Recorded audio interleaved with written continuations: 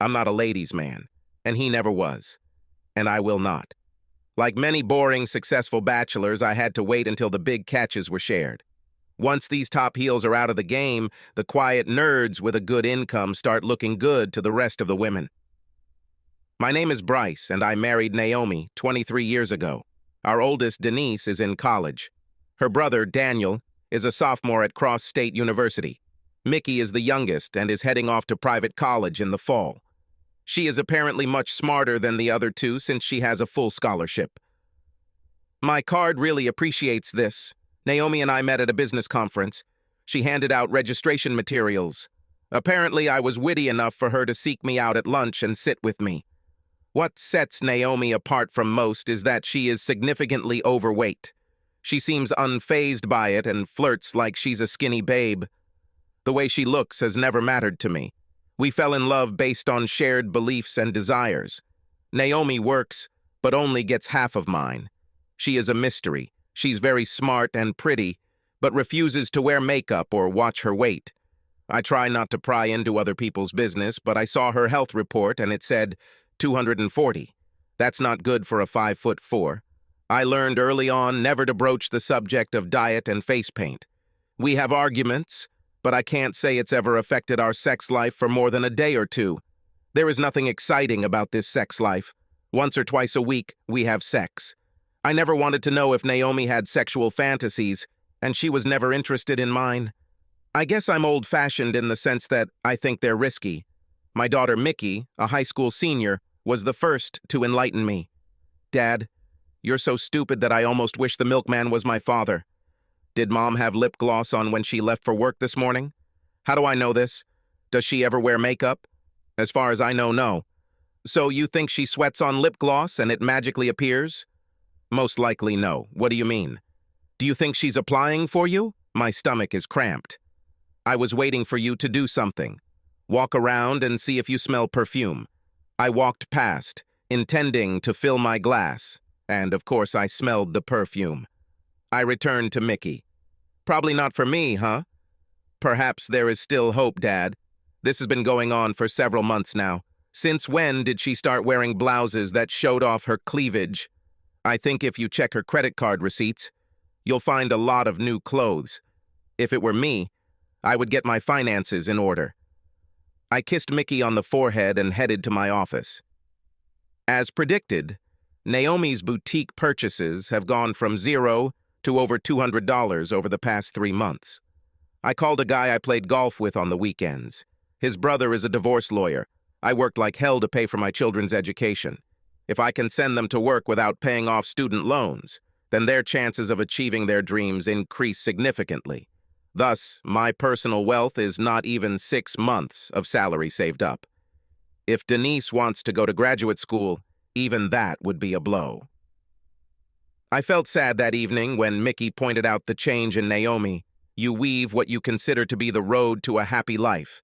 It seems like this common thread has been pulled a little from the fabric of our marriage. The lawyer convinced me to draw up 3 forms: separation agreement, post-nuptial agreement, and petition for divorce. His suggestion was to find the right time and give Naomi a choice. The purpose of the separation agreement was to freeze the assets at that time. Not so much to freeze, but to determine how much each of our shares was worth. Immediately transferring what was possible to individual accounts was his suggestion. I was thinking about whether I should do this. Maybe it's not as bad as I imagine. I didn't have to think long. Mickey has gone somewhere. After dinner, Naomi and I retired to the living room to watch TV. Bryce, since we've saved up a little, I'm thinking about getting some Botox injections and liposuction. I thought about these words. What should I think? Is she doing this for me? Wait a minute. I walked into my office and pulled out 3 forms. I signed and dated all 3. Here, Naomi, this is for you. After several glances, what the hell is this? In my opinion, this is completely obvious. The first agreement is a separation agreement. The second is the post-nuptial agreement. And the third is a petition for divorce. I've already split the savings account. I'll be back tomorrow at the same time. If you do not sign the separation agreement and post-nuptial agreement, I will file a petition for legal separation. And all because I want to spend some money? You're crazy if you think I want a divorce or separation. What's his name? Whom? The guy you're doing all this for. I do this for myself and for you. Bullshit. You've had 23 years to do this for me. 3 months ago, you didn't even do this for yourself. What's his name? This is nonsense. There is no other man. Are you in a romantic relationship with a woman? No. So this is a man. What's his name? There is no other man. Do you remember what you were wearing when we went to lunch last Sunday? Not really. Have you put on lipstick and perfume? No. But every day you come home from work with lip gloss and perfume, although you leave the house without them. Either you tell me his name, or I will cancel the separation agreement and file for divorce tomorrow. The tears could no longer be held back. Bryce, it's not as bad as you think. I'm guessing you value his privacy more than mine. Last chance, Naomi. What's his name? The unhappy look and tears did not sway me. I got up to leave. Jim Stevens, in a very quiet voice. I'll be back tomorrow. Sign contracts of your choice. This is the end. Bryce, no, do not say that. I didn't let it get that far. Please stay. We need to talk about this. I went to my bedroom and packed my suitcase. Naomi sat quietly, covering her face with her hands. I didn't notice how Mickey hugged me and kissed me. I'm proud of you, Dad. If we are not good enough for her, she can live on her own. How could I miss all these signs?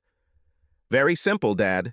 In the college preparatory class I attend, we studied confirmational biases. This basically means that you interpret and filter out any information that goes against your pre-existing beliefs.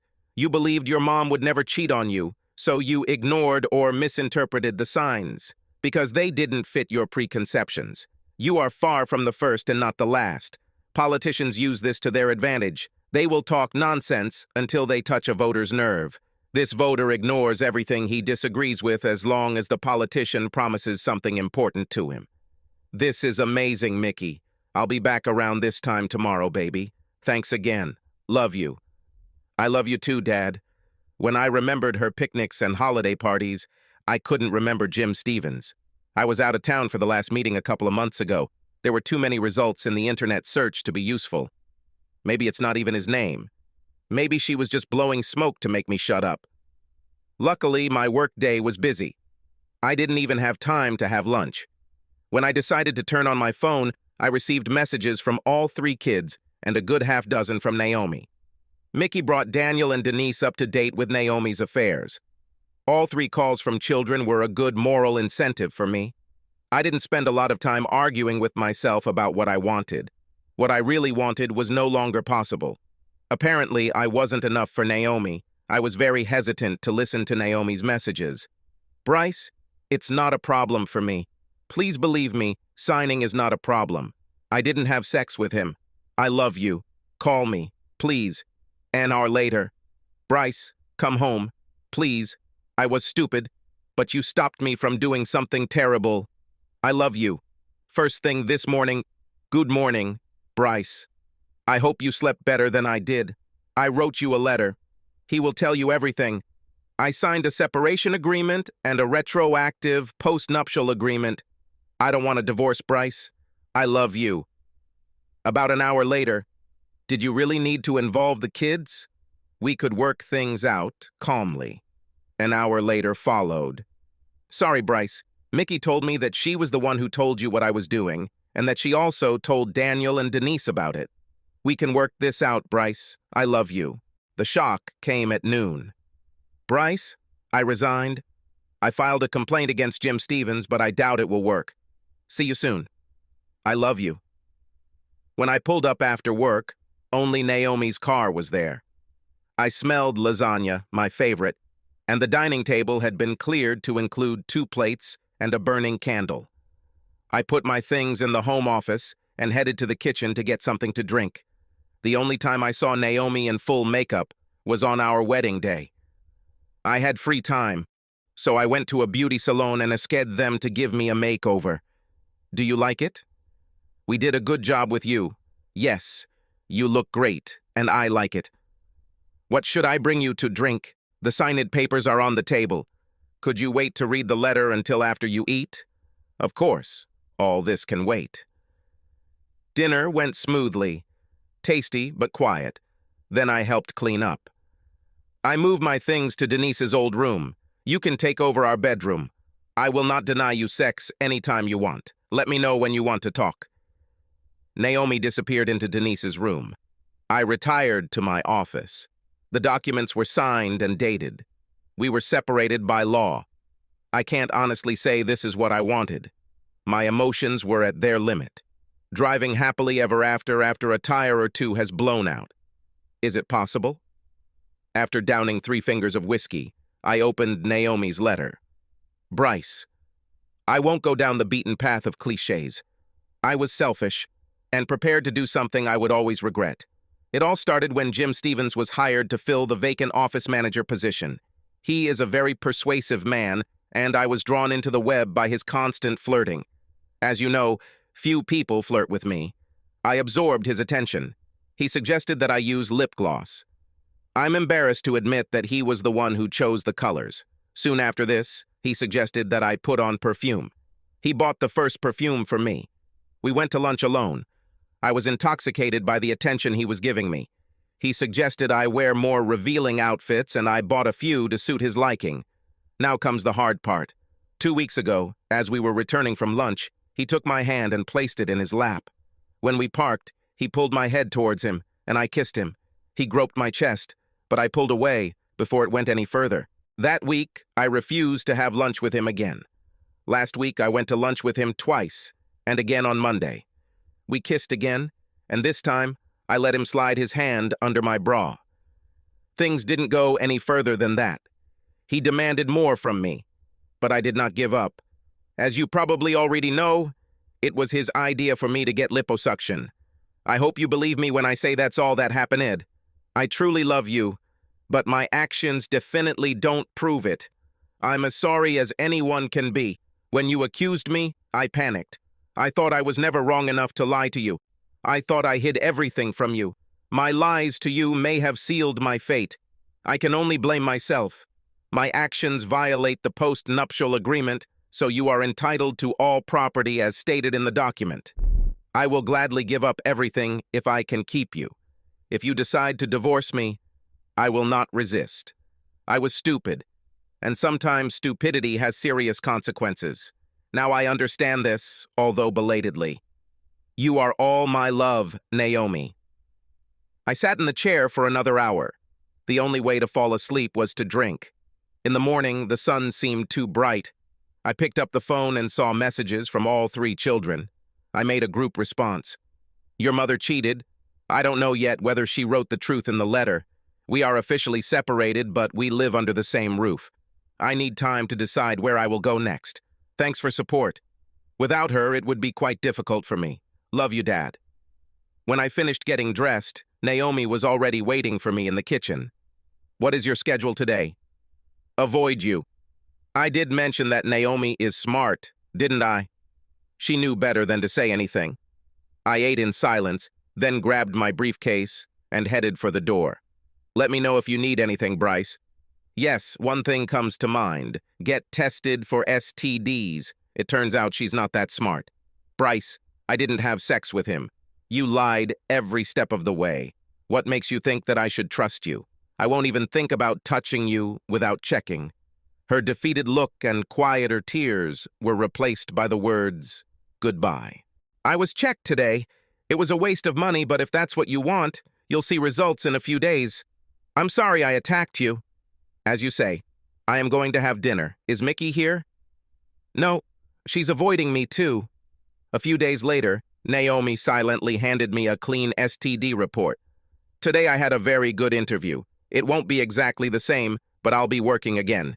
Did you have a plan to pay expenses? I give you money and you pay for everything? I haven't thought it through yet. I'll look through the checkbook and make an estimate. Am I still on your health insurance or should I get my own? I didn't change anything. No, not really. I changed my life insurance beneficiaries to my children. This brought mist into my eyes and a few drops of tears. Life moved slowly. I still didn't know what I wanted. Naomi was happy with her new job. The children were too busy with their own affairs to worry about our problems.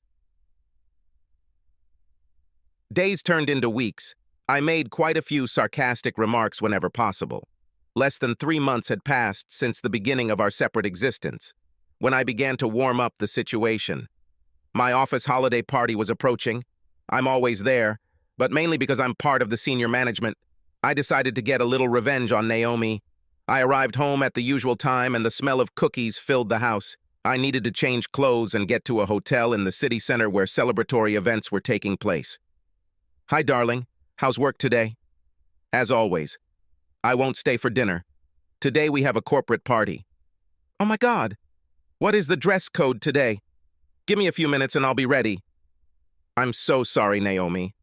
I won't take you. I have a date. I need to change clothes. I didn't have a date. I was picking up Mickey so she could dance. I rarely wear cologne, but today I put on some perfume. It's in a hotel in the city center. If I drink too much or anything, I'll just rent a room." "Good night, Naomi." I could tell by the look on Naomi's face how hurt she was. Let it be so. Misfortune loves company. It's her turn to deal with emotions she thought she'd never have to deal with. Very few people asked about Naomi. The rumor spread and everyone knew something was wrong. I enjoyed the explicit sexual flirting offered by several single ladies. It would be very easy to spend the night with your desired partner. I was wondering if I should go home today. How much pain has already been caused? Is it enough?